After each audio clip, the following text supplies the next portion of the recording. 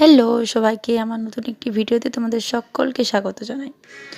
তো তোমাদের সাথে শেয়ার করেছি পূজার মেহেন্দি এবং আইবুড়ো ভাত আর গায়ে হলুদ। এবার শেয়ার করছি পূজার বিয়ে।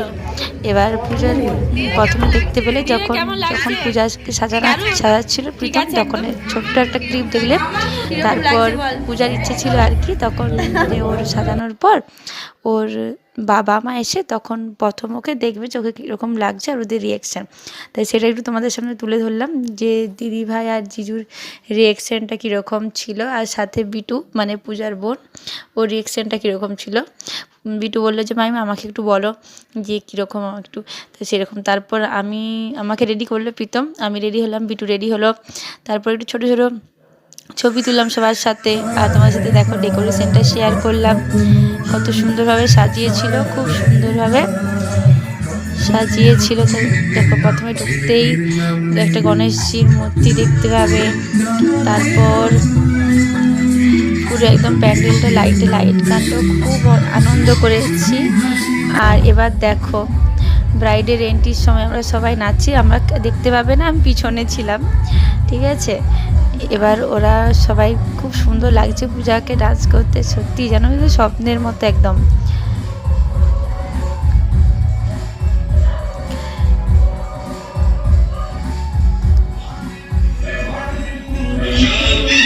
এবার যখন বর আসলো তখন আমরা সবাই মিলে নাচতে শুরু করলাম।